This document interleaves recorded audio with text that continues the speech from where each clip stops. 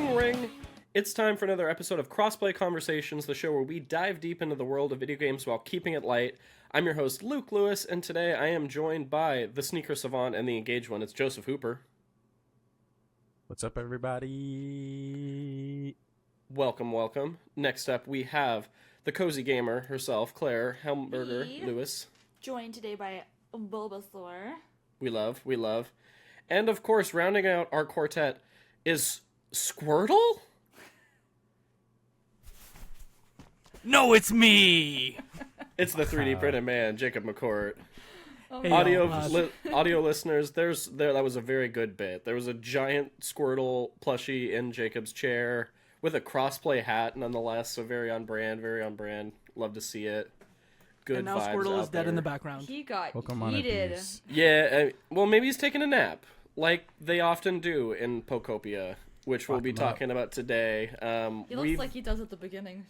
Yeah, we got a whole Pokemon-themed episode, everybody, so we're bringing the shenanigans, we're bringing the fun. We're going to talk about our time playing Pokopia. Some of us has beaten it, some of us have played a bunch, so getting into that. We're going to talk about our favorite Pokemon spin-off games, so taking a breather on indie games and going for one of the big budget titles, but super excited to get into things. But before we jump into Pokopia, let's start with our icebreaker question. Aside from Pokopia, I'm curious, what do you feel like are the best Pokemon spin-off games and why? And maybe as a precursor to that question, we were chatting before we jumped on the recording. What's a Pokemon spin-off game? What is disqualified from a Pokemon spin-off game? For the sake of this question, let's keep it anything that's not a mainline traditional style RPG, whether that's the top-down entries or the more recent Switch games where things go 3D and you're walking around big environments, collecting, battling, being the very best, etc. Who's going to start? Jacob, you want to kick things off? Yeah. Our Squirtle superfan. That's me. So for me, a spin-off is one that qualifies here is anything that is not wildly gameplay light. So I think the only things I would sort of exclude from this conversation would be utilities, things like Pokemon Box and things like Pokemon Sleep. But I think beyond that, anything else is on the table. Yes, Pokemon Go is a video game. Were they collecting a bunch of data to build LLMs? We'll never know. But I think that anything that is not a utility counts. And so for me, I think the number one, number two for me would easily be Pokemon Puzzle League. We've talked about my love of Paddle the Pond on the show before, Tetris Attack, and so to get a version of Pokemon Puzzle League, again, would be a dream of mine. And so, I mean, for my 37th birthday, I made my friends at a bar on a huge screen play Pokemon Puzzle League, so love that one. And then the second would likely be Pokemon Snap.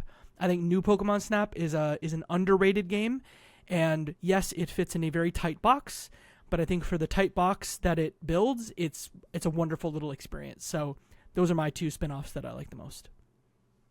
Hell yeah. Love it. Joseph, where you land on this one? Yeah, I got a lot of favorites. If I wanted to play to the audience, I'd probably say something like Pokemon Pinball. I love that. That was great. Ooh, and everybody loves that's a good shout. Name dropping that. But truly, I have to go with the two like building-based Pokemon names. Pokemon Stadium, I feel like as a kid on N64, Pokemon Stadium like literally blew my mind. You have this giant roster of Pokemon and you just kind of get to like experiment and live out your trainer fantasy in that. So Pokemon Stadium was goated. And then flash forward to the GameCube, Pokemon Coliseum, which is the one where is that the one where you steal the Pokemon? Pokemon Coliseum XD Gale of Darkness, that one? I didn't play Gale of Darkness. What's the first one? I think Just Coliseum Coliseum, is right, and then there's another one on Wii that I'm totally blanking on the name of, but... Well, yeah, the first one where you're like, where it's like oddly dark, when you're like, yeah, all these Pokemon are like possessed by darkness, and you're stealing people's Pokemon right under their feet. That was like the first like, oh, we're gonna twist up the Pokemon formula in like an interesting way. Kind of game that I experienced, and I just always thought it like the story was kind of unique, and just the idea of like, oh, instead of like finding these Pokemon in the grass and all these things, you kind of only really have one chance to get any of these Pokemon which kind of raised the stakes. Kind of annoying for sure if you really think about it, but definitely raised the stakes of like, oh, this is kind of serious, and I got to make sure not to kill the Pokemon or faint the Pokemon as you're battling the trainers that you're going up against. So I really love that, even though it probably doesn't hold up today. Nice. Hell yeah, that's awesome. Claire, kicking it to you next. I also really loved new Pokemon Snap. I thought it was really beautiful and just so wholesome, and the vibes of just like, oh, look at this is so nice, and trying to catch them all, but like on film was really fun. And then of course I gotta shout out Pokemon Go, because it got a whole bunch of people out, got people moving, and like, kids still play it today all the time, which I think is cool. Adults also very much still play it. Fair enough. I feel like I see more adults playing it than kids at this point, which is kind of wild. Yeah. I think we know several Pokemon Go adults that still play. Who weren't around when it first was popular, so they're like now new getting to the into experience. it, now that they have a phone and what have you. Wait, Claire, is that not crazy when you're like, oh yeah, these kids weren't around. They literally weren't born when Pokemon Go launched. That's so crazy to me. Most of my students were not alive when I was in college, and it's weird. You do teach elementary school, so that math tracks, but that is a weird thing to, Yeah. Pokemon Go is an interesting shout, because it, like, has core mechanics of mainline entries, but it's such a unique, its own thing. Yeah. You can't disregard the cultural phenomenon aspect, too, of just, like... Yeah. For sure. Since it launched, everybody jumping in. I do like the real life encouragement of exercise and getting out. It's a nice thing. It's a cool sentiment. I was a swinging bachelor when it first came out, and I had moved to a new town, and I had a coworker of mine. We lived in the same building, and so one day I was like, he's very much not a gamer, to the point back in the day where he might even, insult a gamer. And I would say, hey man, do you want to like go for a walk in the park so we can catch some Pokemon? And the way he looked at me was, I'll never forget that look. But then I took him to the park, and all the other nerds were there, and he was just like, look at all these nerds. We had the opposite version where Claire and I were living with a bunch of college kids at the time, and a couple of them we didn't know. And they invited us on a Poke Walk, and that was the great equalizer for the summer. And then, yeah, it was a good time. That would have been like summer of 14, 15? I think it was later. I think it was like 16. No. Yeah, it's like 16. I want to say 15 or 16. 15. Yeah, it was 15 because we were dating heading at that into point. junior year. Yeah, It was after sophomore year. It's my first internship. Let me tell you, the internship did not go well because of Pokemon Go. All the interns would literally be like, "Yeah, instead of doing work, why don't we just all go into the parking lot and catch Pokemon?" I'm like, I'm young. I don't know anything. Why not? Why not neglect my responsibilities? Did not get a return offer. Sadly. But did you catch some cool Pokemon? But you became the very best that ever was, some would say. Yeah. Some would say. Yeah. Yeah, all of these are real good picks. Yeah, Jacob. Just before you jump in, please, Luke, please. I just looked at it because I was confused when Joseph was talking about Coliseum as being a separate thing. I forgot that there were 2 Coliseum games on GameCube. That there was the original Coliseum and Coliseum XD. I thought they were one title, so even I'm learning something today. Yeah, and I'm blanking on what the Wii one was, but all the like battle arena games were interesting because I wouldn't by definition say they're like really great games, but I think they scratched a unique itch that I wanted as a kid, and they fulfilled that fantasy of like feeling like you were in the arena and like giving it that scale and presentation. Joseph's pulling out a prop. What do we got? Oh, wow. Hell yeah. Nice. Pokemon Coliseum on the GameCube. Of course. That's probably worth good money. I mean, these days, those Pokemon GameCube games are not cheap. It wouldn't be an American used copy if it didn't have like some sort of like water damage looking damage to the manual. Hell yeah. Wow. Beat up. That is worth $170 now. In this condition? Maybe not in that condition, but a complete copy. Somebody probably has a solid $20 for me. Hell yeah. Yeah, I think I would continue the train and shout out Pokemon Snap specifically. I just like when you take a franchise and put it in a totally different genre and gameplay loop, and it's kind of funny because I think the gameplay loop of taking photos of your Pokemon then comes back full circle in Pokopia, which we'll get into some really fun ways. I also want to shout out Mystery Dungeon for some fun writing and just wacky vibes and energy. Also want to shout out Pokemon Troze on the DS as just another fun offshoot puzzle game. I dig when they find ways to use the license in just creative different ways that fill different genres and different things. So there's been quite a few games, but I would argue, not to spoil the lead here, that all of them somewhat pale in comparison to Pokopia that we'll be talking about, but I'm curious to get y'all's thoughts on it as well. Oh my god, is that a Ditto mug? Sick. Oh my god. That's Wow. That's awesome. Just casually Listeners, bringing that out. I love the audio version, but you gotta lock in on some of this video content here today. We're on a roll right now. We absolutely are. The shenanigans. Please subscribe on YouTube. Thank you. How long have you had that? Did you have that the whole time? So this is a gift. So the Pokemon Center obviously has a bunch of merchandise related to Pokopia that just came out as my partner's birthday. She's been obsessed. She has played the entire thing. She's probably played between everyone here the most hours. Hooper, you can maybe tell me if that's right or wrong. But for her birthday, I got her the Ditto mug, as well as Lapras as Ditto. Dang. The That's Ditto awesome. plushies are so fun, and that's something that before this game came out I would have been like, why, who needs this? But now after playing the game I'm like, oh, kind of want them all. Yeah, They had a wild amount of them. They had probably at least 100 different versions, which I guess it wouldn't be that hard to just take the existing SKU you had and put a silly Slap Ditto it. face on it. Dang, that's actually insane. I respect it. I respect it. That's Yes. it. Let's just jump right into Pokopia talk. So we're gonna run through our review impressions. I was gonna start with Claire as our resident cozy gamer and also Pokemon fan. I know you're still working your way through the game and still getting into it, but Yeah. love to hear your initial thoughts, how it's stacking up for you jumping Yeah. in.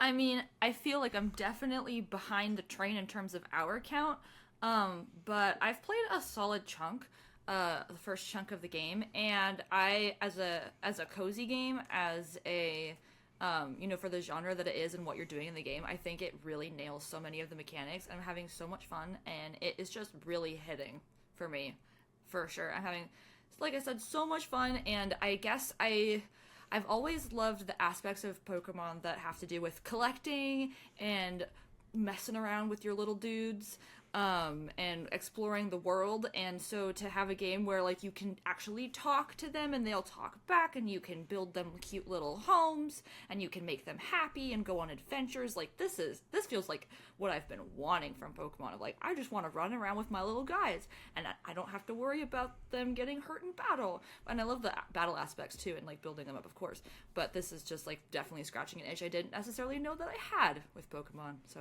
really enjoying it so far. Yeah, big same on my end. I think we're roughly the same hour count since we have one Switch 2 for the household. We've been trying to balance who's playing when. I think we're both about 20-ish hours That feels in, about give or right. take. I really appreciate that we have been kind of playing parallel to each other, but are having wildly different experiences.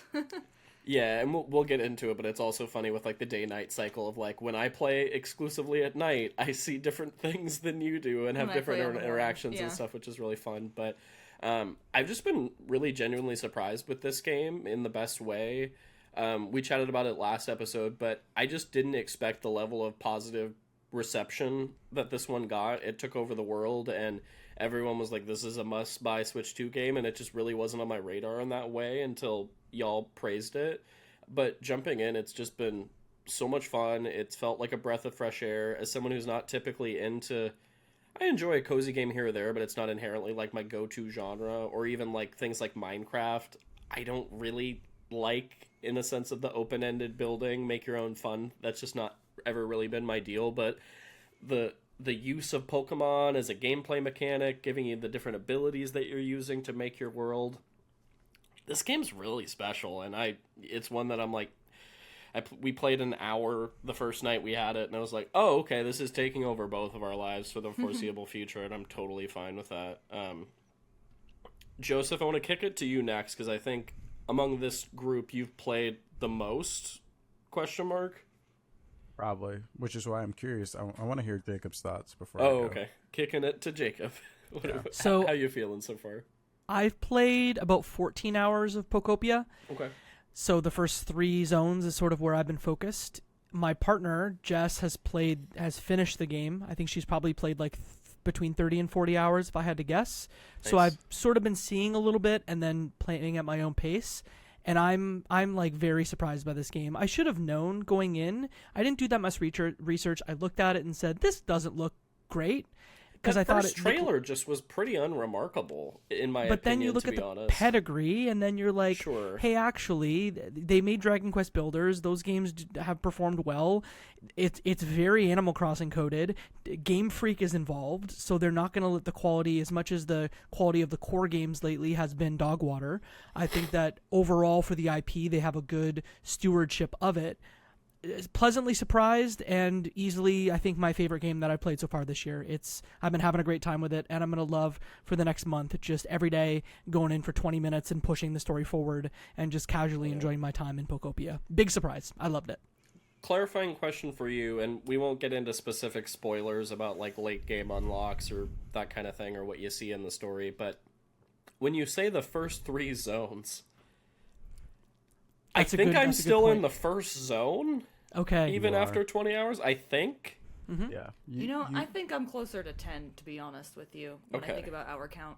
Fair enough. And hour have you count gone aside, through a gate yet? I just did this morning. I have not. Okay. I've tried to, and then it says I'm not high enough of a trainer. I got high enough a while ago, but I just kept tootling around. Well, and then there's once again, without spoiling, but trying to be vague, there's a secret bridge that's like, hey, you can go across this, but we don't recommend it. I haven't done that either. So I'm kind of rocking in my main area, just having fun exploring, unlocking new Pokemon, refining my town setup, putting in roads, I'm playing this in such a weird way of like, I'm not like reviewing it in the traditional sense of like trying to rush to end credits. I'm just existing, and it's really been quite delightful in that sense. Much terraforming is what you're saying. Yeah, I'm just like, I'm going to make a waterfall over here. Let's like tier this waterfall. I'm going to spend an hour tonight just like placing barren soil blocks, and I love it. I love it. Hoop, I think it's time. Okay, so I have beat the game. I've put north of 40 hours into the game. Okay. And it is, well, I'll start here. I agree with you guys. When we saw the original trailer, I was not very excited for this game at all. Just like the way they portrayed it, I was like, okay, this kind of seems more like a ripoff of maybe Animal Crossing, and just like not really, it didn't really sell the highs of the game to me that well.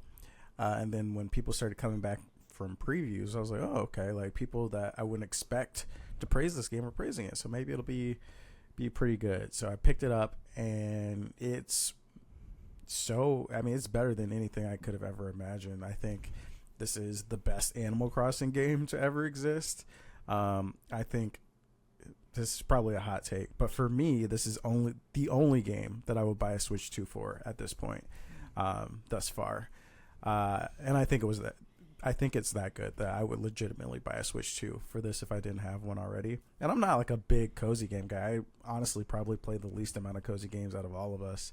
But this game plays on nostalgia so well. This game really like pays homage to a lot of like the early Pokemon lore and some of the late Pokemon lore too. There's a lot of Pokemon that I'm like, I've never seen this Pokemon before, but cool, you're on my island now, you're a homie. And yeah, we'll get into it, but like the amount of features in this game is like honestly insane when you think about like where you end after rolling credits in Pokopia versus where you end after, I don't even remember if I rolled credits in Animal Crossing or like what the credits are, but like when you finish Animal Crossing, you have all your abilities unlocked. It's like twice the amount of things that you can do in Pokopia that you can do in Animal Crossing, which is wild. So this is probably as close to a perfect score as I would give this type of game. So like a 9 point. This is like the Elden Ring of Animal Crossing games, I would say. I don't disagree, too. I think to your point, too, about looking at like on social media, it's been crazy the last couple weeks of folks sharing their different houses and creations and terraforming things they've done. And unlike with Animal Crossing, like, I would see late game Animal Crossing stuff and be like, oh, that looks impressive, but inherently I understood how they did that. But when I see late game Pokopia stuff, I don't even know how that's possible. Some of the things people are doing, or they've found materials that I have no idea where to find, and different things that's just like, the level of depth is, even after 20 hours, I'm like, I'm barely scratching the surface, and that's pretty exciting in terms of content. Yeah. Claire, I'm curious on your end, as someone who's played a ton of different cozy games with different mechanics, different varying levels of quality and depth, how does this stack up across the genre? Because based on my time with it, it really feels like this team knows the genre and put in a lot of little quality of life things to make it intentional. Yeah, I definitely think that's true. I think that every game in this genre has its strengths and its drawbacks.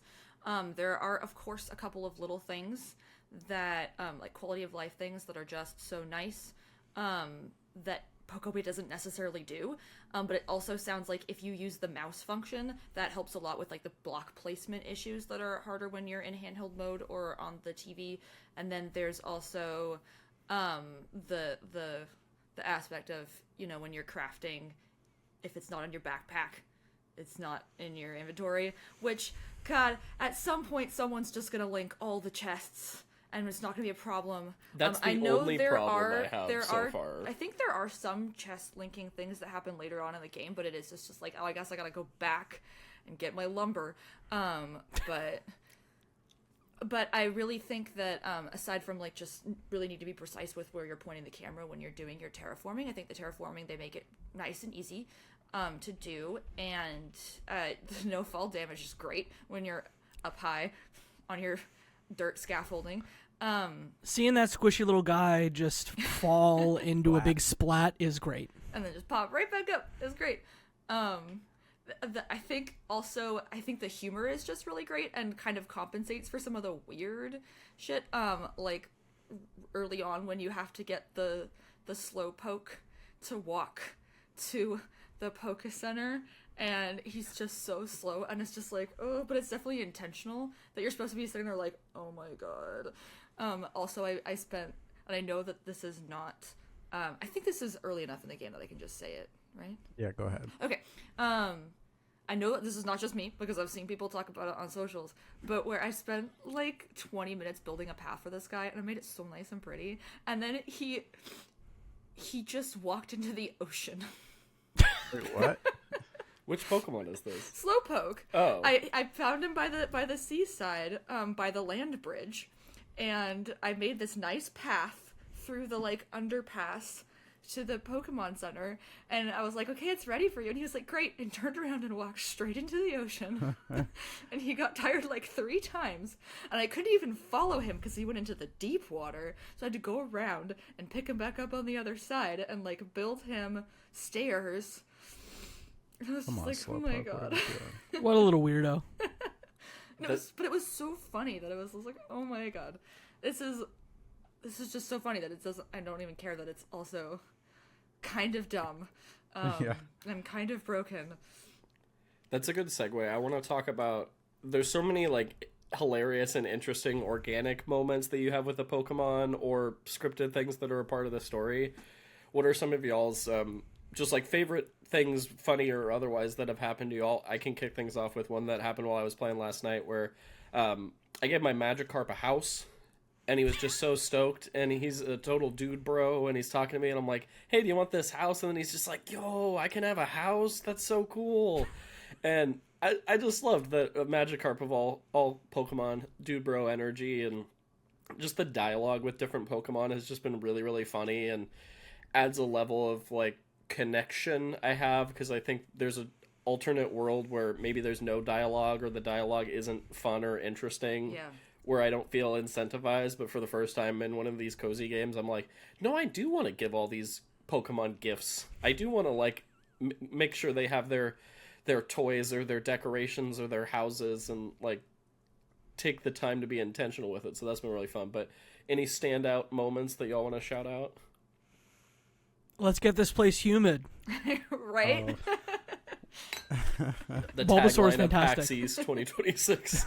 I'm just gonna walk around at PAX East. If you see me, I'll just go, "Let's get this place humid," and that'll be the reality of the thing. That is a standout. I think Machoke is probably my favorite bro of the entire game. But this morning I had a fun one where I just built a house in the opening area, and I had a bed that had an Arcanine plush next to it. And so I left my house, and then I came back, and just frickin' Slowking was in my house. And Slowking is not a small Pokemon. And so he was taking up... Those houses are deceivingly small on the inside. You look outside, and it's like, wow, huge. And then you go in, and it's like 5 tiles. And so this Slowking was just taking up 40% of the house. And it was just a sight to be seen. A highlight of my day today. I was about to say, almost in the reverse, I had an Onyx. I built him a house because he wanted to be a little closer to the community. And I'm like, bro, this house is way too small for you. But then we both go in. I'm like, oh, what the hell? Like, how's your head not busting through the ceiling of this home? Because on the outside, he's literally taller than the house. And you go in, and it's like, oh, the inside of this house is like a mini mansion, apparently, in terms of the ceiling level. It's got Time Lord technology. That's awesome. Yeah. Something that is low-key, a little dark humor in the Pokopia subreddit. So for people that don't know, like, kind of the premise of the game is that you have like this environment, and to progress in the game they want you to get the environment level up. So you start at 1, and as you water the grass and stuff and build Pokemon habitats and stuff, the environment level goes up. And it just gets harder and harder to get that environment level up as you proceed in the game. But people discovered that if you build like a 2x2 block or a 3x3 like little area and put a door somewhere in the middle of that block circle, that counts as a house. So on the Pokopia subreddit, there's so many good stuff, so many good things on there. But somebody's like, yeah, I just have to be a slumlord, and like he has just a bunch of like dirt hovels that don't have roofs, just have doors on the front. And it's like, oh yeah, you can assign 3 Pokemon to a little 3x3 square. So it's like each Pokemon gets 1 square. You see some sweatshops where like you need Pokemon to like create like steel ore for you.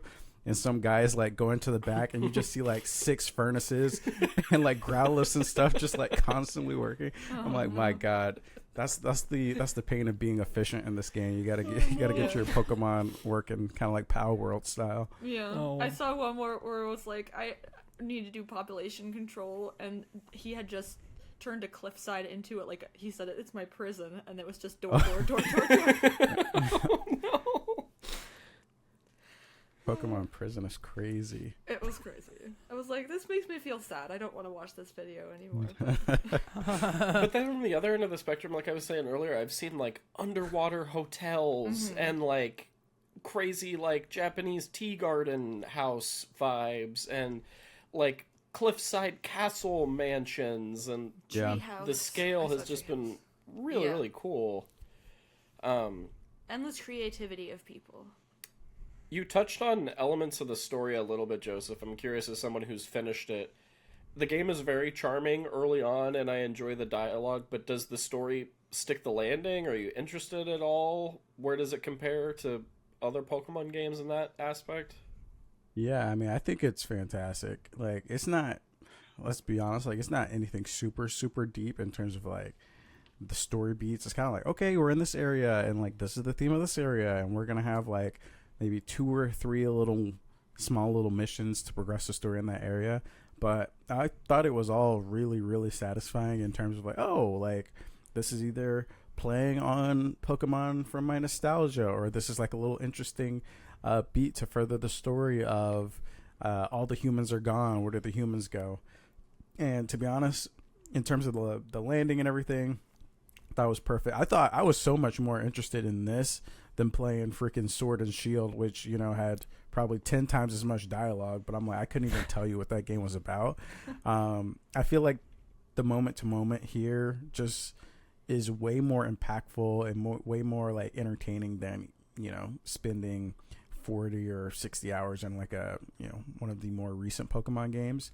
There's also like little journals that you'll find throughout the world that really kind of paint a light as to either what happened or like where you are in the timeline or like what region you're in and all these things.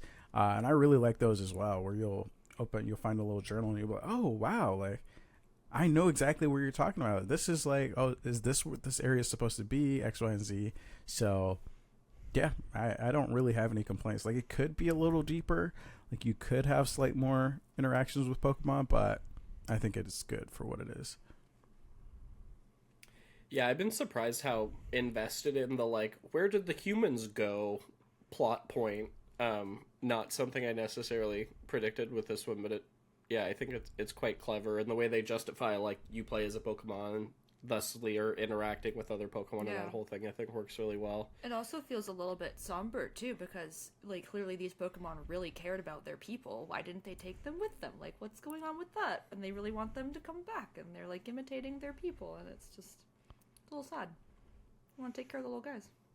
Yeah, I definitely popped pretty hard when I had realized, like, in those journals, like Joseph, when the very direct mentions to other games, especially like the early games, popped me very hard. And even some of those journals refer to like gym leaders from past games that then give you costumes. That was cool. Impeccable. I think beyond that, Omega Force, who made this, have been great stewards. I'm sure they worked with the Game Freak on it, but the twists on characters, so like Chef Dente and Professor Tangrowth, like the way those are characters but have been given a little twist for the game, I think we've created at least 3 or 4 characters that will be carried into the franchise as we go. Yeah, I could definitely see that as well. One other question for you, Joseph, just in terms of like later game content. I'm curious if you have any tips for players early on, because I've been seeing a lot of discourse online of like things like, don't worry about watering X, Y, and Z because you'll get this ability later down the road that makes things so much easier to maintain as you're building. Is there any like pitfalls that you fell into that you want to warn folks about? Yeah, I would say, I mean, just play it at your own pace, but if you start to have visions of like, oh wow, like I would love to build this really cool structure or do this or that, I would say, okay, once you start getting those plans, start to lock in and just kind of like optimize your way to the end, because there are so many more items and abilities that you get at the end that just make, if you want to be like really creative and fun with like building habitats for your Pokemon, it would benefit you to get all of the abilities as to like, you know, trying to, you know, do these projects in the middle, which is why like halfway through the game, at the beginning I was like, oh, this is my Charmander, I put a little, you know, fireplace in his home. I was like really trying to get it nice, because you have to put 3 pieces of furniture in a house to make it habitable or whatever. And then halfway through the game I'm like, all right, leaf hut, chairs, 3 stools and a straw bed, everybody get in there. Like, I don't care, I gotta get the environment level up. So yeah, I would say like, especially even like after you roll credits, there's like one last major ability that you get. Like if you really want to like build your ideal village like everybody was doing at the end of Animal Crossing, I would say like, you know, don't worry about giving every Pokemon the perfect house along the way. You can go back and spruce it up. Okay, that's good to know. I felt myself like clinging to the first environment in a way that I'm like, maybe I should keep trucking just to see more of the game, but I am I'm kind of approaching it in a, I'm gonna do this until I'm not having fun and then move on is kind of how I'm rocking. But that's all super good to know. Also, one other thing, I think I was able to finish the game, I feel like, in pretty decent time, like that 40-hour mark. A big part of that is that I would always like time my stuff. Like if I'm playing at night, all right, like let me make sure all my building projects are up and ready before the day switches over, because the bigger projects, like the bigger houses and like the Pokemon centers that you need to rebuild, they take a full day to do. So if you do them in the morning, they won't be ready until the next day. But if you do them at 11:50, when you wake up in the morning, it'll already be done. So that saved me a lot of time, and a lot of times you need to do that to progress in the story. So that's another good tip. To that exact point, I fell into a trap the last couple hours. And again, this is a fun video game, so I use the word trap lightly. but I didn't really make any progress. I was just kind of poking around, going through the mines and building, train tracks and using my punching to go through all the different walls and get minerals. So for a while, I made zero progress. Let's call it for 3 or 4 hours. And so this morning, I finally woke up and told myself, today is the day I'm going to build buildings. And I built 2 Pokemon centers sort of simultaneously. And so to your point, Hoop, I did it this morning, so I have to wait the full day. But tomorrow, I think I will finally be making some forward momentum. Yeah. Nice. Another dumb question as a earlier player in the game so far. I still have been struggling to find builder Pokemon. Yeah. I'm planting all this shaded grass everywhere, under trees, anywhere there's shade. I have a habitat rocking to try to get some builders going. Anything I'm missing here?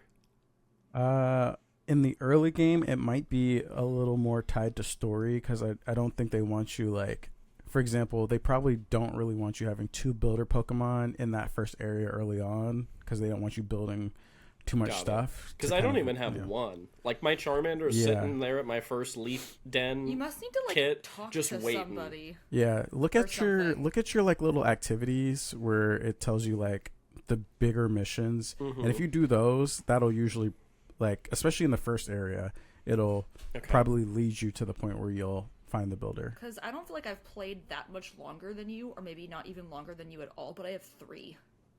Weird. Oh, what the hell? Okay. Yeah. All right. We gotta investigate this after this, so we'll see what's happening. But I think like Bulldoze, because each Pokemon has a special ability, and so to me, Bulldoze was the limiting factor, and so to the point where I took Onix from where Onix went to another zone, because you can actually move Pokemon between zones, either by taking them through the gate or literally just transporting between your houses. You can say, "Hey man, follow me," and then you fast travel to another zone, and so I also felt that limiting factor, but by the time I got to where I'm at in the game, moving Pokemon between zones, not something I want to do a ton, because I don't know, I just want to keep them in the place that they were and keep them happy instead of forcibly moving them. Pokemon transport, human trafficking style, but we do what we can. We do what we have to do. Right. Also, check your Pokedex, because like depending on like the Pokemon traces you find, if you check your Pokedex, you can like go to the part of their description, even if you haven't found them yet. If you have like their little outline, it'll show you like what their abilities are.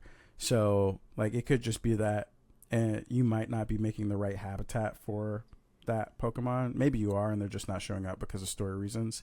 But you can kind of just cycle through your Pokedex and just see what all the little guys' abilities are, and then prioritize for their habitats. Gotcha. Okay, this is all good. This is one of those games that like I hear tips and information. I'm like, cool. See y'all later. I'm in 10 hours. I'm gonna go.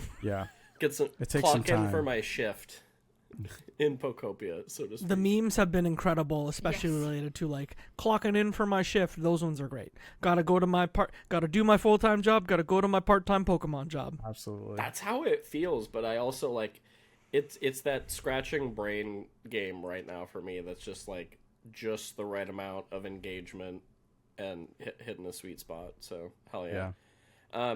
Joseph, you alluded to it earlier in terms of if you feel like this game is a system seller for the Switch 2.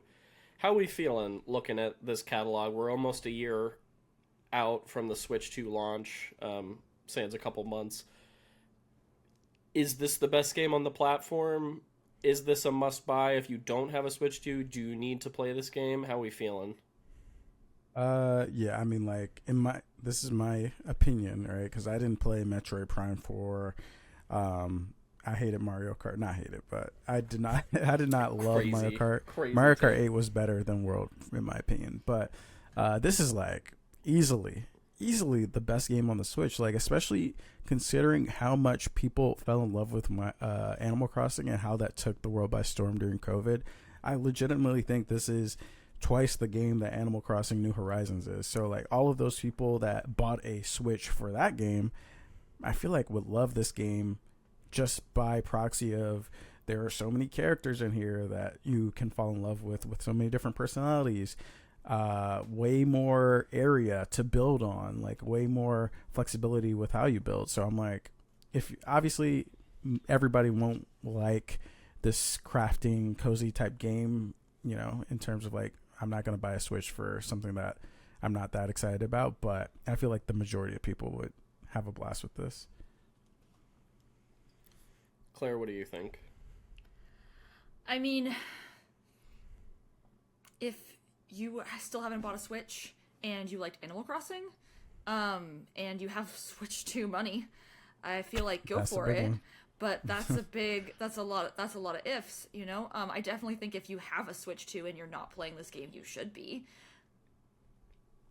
Unless you, like, only play Call of Duty, because it's just super fun. Yeah. But, yeah, I mean, it's hard to say, you know, go out and buy this expensive console for this one game. And I do respect if people want to wait until there is more of a catalog that they're actually interested in. Before, especially if they're not worried about, you know, hitting the zeitgeist. And I think Animal Crossing during COVID hit at a time because it was a way that people could connect virtually and go to each other's islands and stuff. And like even celebrities were in on it in a way that's not an issue right now, because like it was one of the only ways you could connect with people at that time, unless you had an active friend group who already was doing video calls. And so, like, I get if it doesn't feel as urgent to be part of that zeitgeist right now. And that being said, I really do like the new Mario Kart. I do think there are some really solid games on Switch too. But I also, you know, like I said, it's an expensive thing. People are going to do what they're going to do. I think this game is awesome when you have a Switch 2. If you get a Switch 2, play it. Yeah, I would, piggybacking off of that, I would say that I think this is the first must-play Switch 2 game in my mind. If you don't get a Switch 2 right now, totally fair, but I think this is the first time where I'm like, if you're interested, it's a very good time to do so. I think now that you have Mario Kart, Donkey Kong, and Metroid, which are all solid, maybe they're not everyone's favorite in that given franchise, but I think they're all cool, good to great games. Then we have Pokopia, which I think is like a stellar, fantastic game. I think the catalog's pretty darn good. And then you look at, you know, third-party releases like the new Resident Evil that apparently runs quite well on Switch 2. So I think that the catalog for the platform is in a pretty good place, personally. Jacob, where are you at with this one? Yeah, I have said before that I think Donkey Kong Bonanza is a system seller, despite my challenges and my hesitation and qualms with it. So between Donkey Kong, this game, and Mario Kart, I think that there are enough titles, now that we're like approaching a year in, that really validates the $1,000 purchase. So I think this is at the top of it, and then you've got either Donkey Kong or Mario Kart to make a great set of games to play. Is ZA Switch exclusive as well?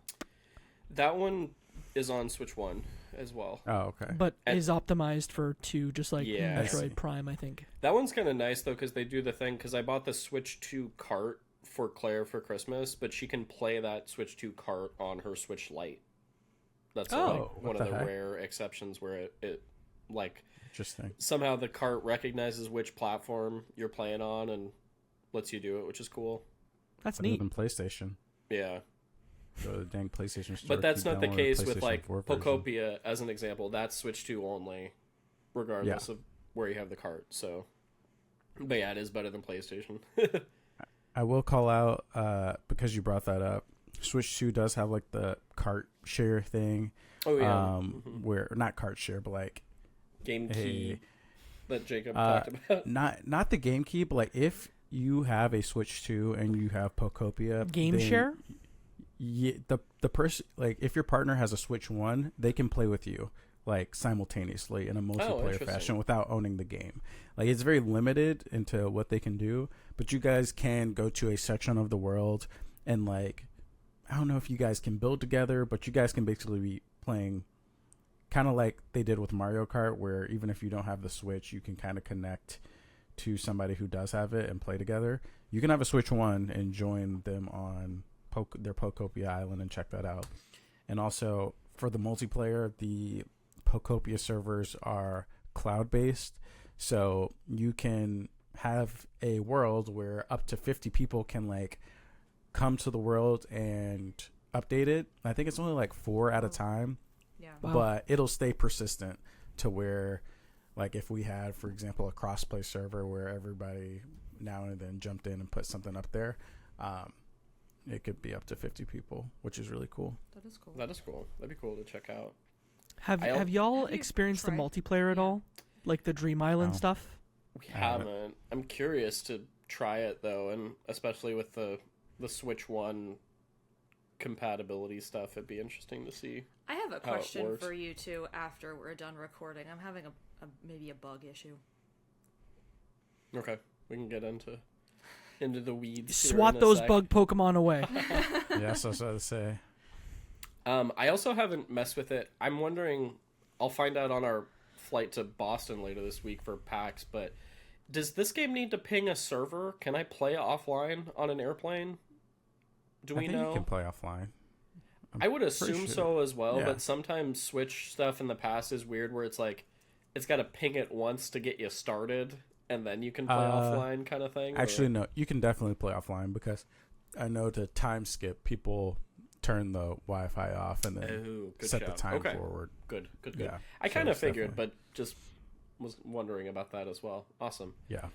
I think I have one final question I wanted to touch on, putting a nice bow on this Pokopia discussion, but I'm curious from everybody. Number one, are you planning to play more?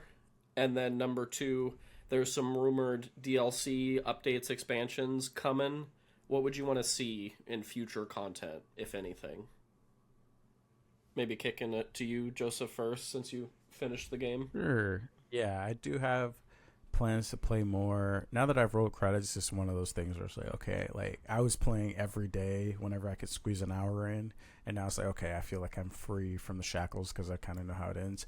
But I'm planning my first large-scale development, Joseph and Co. builder company. I'm trying to build like a giant like spa resort for my water Pokemon. Aw. So right now I'm like trying to mentally lay that out in my head. I'll probably start building that out soon. So I do want to play more. In terms of DLC, honestly, I don't even know. Like I know they're gonna have Pokemon events where they bring new Pokemon to the island and whatnot, which is cool. But honestly, the only update that I would ever need is for them to somehow make the storage management easier. If I have that, I'm like, okay, you guys don't even need to touch this game ever again. So obviously more items and stuff would always be cool, but I don't necessarily need it. There's so many things in the game already that I Sure. feel completely content. Right on. Jacob, how about you? I mean, Ditto feels wildly Kirby coded in this game with even the absorption or the the inhale for items. So why can't Ditto just have an unlimited chest of items inside of them? Just a thought. Good point. I'm only, like I said, 14 hours in, and so based on what I've seen so far beyond the quality of life stuff, which we've already talked about, I just want more pokes. I mean, the Pokedex, my understanding, is somewhere in the 300s of different Pokemon that you can meet in this game, and so there's bound to be some that, everybody's favorite doesn't make it, and so I guess for me, beyond more areas, just more pokes is what I would look for, and then just some quality of life stuff, and we might have a game that gets close to a 10, y'all. Yeah, in terms of like qualms, the only thing I have is that the inventory system of just, I wish the storage units were somewhat connected, but otherwise it's pretty damn near perfect. I think that there's just really easy additional content I could see them doing of like, here's the new Gen 10 tropical area. Here's a holiday update where you can go to you can make a snowy Christmas village or something along those lines. Like, I think we'll be seeing like steady streams of content. But to your point, Joseph, I don't necessarily need it because it just feels like there's so much here, but excited for more nonetheless. Claire, how about you? How are you feeling? Yeah, I mean, I based on where I am, I agree with all of that. Adding in more Pokemon, new areas, sounds like a great way to keep things moving. But I'm also just really stoked with what is here now, and I just can't wait to keep exploring.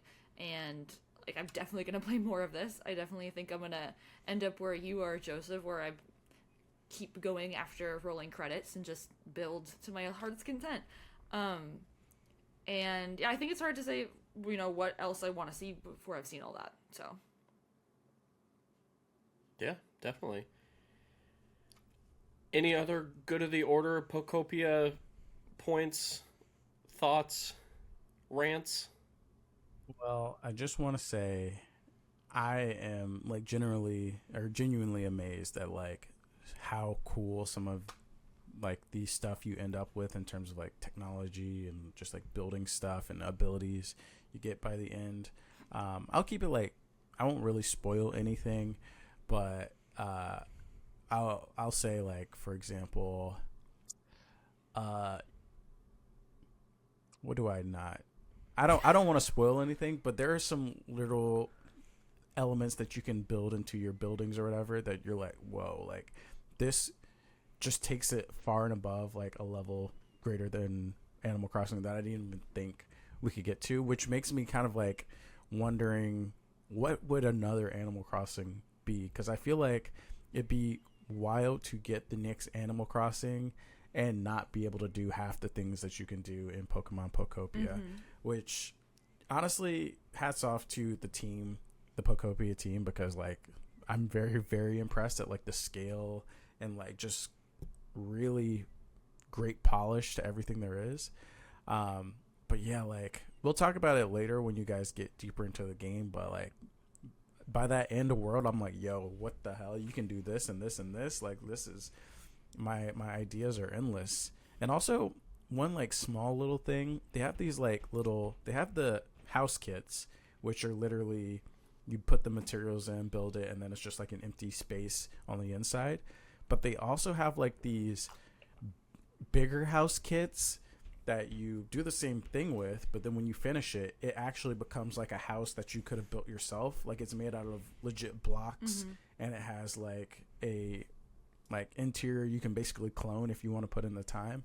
I thought that was really cool because in Animal Crossing, it's always just like, okay, you have to use the house that they made.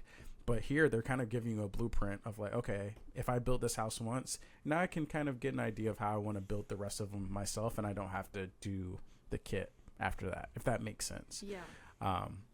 So I thought that was really cool, them giving you kind of a blueprint. Also through just like the world, you'll have like torn up remains of a lot of the buildings, and it's very easy to look at and be like, oh, I see how I can fill this out to make it a real place, whereas like on Minecraft or something, you have to pull it all out of your imagination. So I'm glad they give you those kind of like little blueprints to get creative. Yeah, for sure. They also let you occupy and be a garbage human. I am someone in my inventory who has, I swear, like 10 different kinds of flooring in his inventory at all times. And so if you go in certain parts of my world, you'll just look at a path and it'll be 7 different kinds of paths because I'm like 2 of these and 1 of those and 4 of those to just empty my inventory. And so y'all don't want to see my world. It's garbage. Inflammatory statement. You know, I think Animal Crossing New Horizons and this game are fundamentally different, as this leans more towards like a Minecraft, and Animal Crossing is a very fixed thing. I don't think this is recency bias. I think I like Pokopia more than New Horizons. Oh yeah, it's not even. I think so. Not even a question for me. Cool. I think it does scratch a slightly different itch, but yeah. I think for me, I appreciated Animal Crossing. Felt like right off the jump, you got more interior decoration things and more recipes for really making that super customized and like outfits and things. So if you're really like, I want to collect 100 different outfits and change what I wear every 5 minutes and basically treat my character like a doll, and then have like my house full of, and now Mrs. like, I have all these straw beds. I don't have any other beds I can craft. That's kind of annoying. 10 hours in. You know, it just, I think it scratches a different itch for sure. Like, terraforming is way different. You have way more space to work with. I love that in Pokopia you can customize houses for all of your people and not just yourself, and then give gifts, like in Animal Crossing where you give them a gift and you hope they put it somewhere nice, and you just wish that they would not have dirt floor, because ew. But yeah, I mean, I enjoy it more too. It just feels like there's a deeper level of systems, but I think there's just they're different games and they scratch different itches. And I'm sure when they inevitably release a Animal Crossing on Switch 2 or future consoles, I'm sure I'll still play that as well, but Yeah. Yeah, this is definitely hitting on all the right notes for right now. Yeah. Yeah, it's one of those things where once you guys roll credits, I feel like you'll be like, oh, like this is Animal Crossing is in this. Like even like Animal Crossing has that one thing where you go to the other islands, like the like mysterious islands. I forgot what they're called, Yeah. but Pokopia basically has that too, where it's like, oh, you go to the mystery islands. I think kind of like the quality of life things that make it more like a life sim in Animal Crossing. Yeah. I think make it unique, like the fishing I love, Yeah. and like just like finding the bells and all those little fun little things I think are Animal Crossing staples. But yeah, Claire, to your point, it'll take a lot longer, but by the time you finish, like there were beds where I'm like, what the hell, like what even is this bed? Like this is like you get like a hotel resort bed versus a hotel guest bed, and like just like the level of detail and like some of the items, I'm like, this is kind of too much for me, but it's there. Totally fair. Can't wait. Yeah, I'm looking forward to it. Excited to keep playing. But with that, I think that brings us to a close, everybody. We're all going to be at PAX East next week. Very excited. Jacob, you have a bunch of things cooking there. Anything you want to plug? Go to the order? Yeah, I would love, if it's okay with y'all, to just once again state that we have a couple of panels that are happening. These two folks are going to be helping out with one of them. But I want to shout out friend of the show, Adam Gumbert, who's got a panel on Thursday at 9 p.m. in the Condor Theater. We've got Claire with Date From Me, Matt Storm, Asa Green River, and myself competing in GAME-PARDY. It's going to be a hell of a time. The quizzer becomes the quizzee, and I'm very scared about that, but we'll see how it goes. And then obviously on Saturday in the Bobcat at 7:30, Video Game Trivia returns for the 7th time at PAX East. A fantastic crew, Finn, Moises, No Small Games, who we all love. Adam is going to be on this one, and then Mr. Badbit from the Trophy Room. So lots of panels to go to. It'll be a very busy weekend, but we're obviously so excited to be there as long as we can make it through TSA. Hell yeah. Looking forward to it. Great lineups. We'll be at everyone. If you see us, say hi. Good vibes all around. I think that's it. But before setting our status to away, I'm going to ask you to do 4 things for us. Give us a follow on BlueSky at Crossplay Convos. Please subscribe to us on YouTube, also at Crossplay Convos. Send this podcast to a friend because that's how people hear about podcasts. And of course, drop us a review on your podcasting platform of choice because it really truly does help. And with that, have a lovely week and go give your Pokemon a little sweet treat, friends. Bye!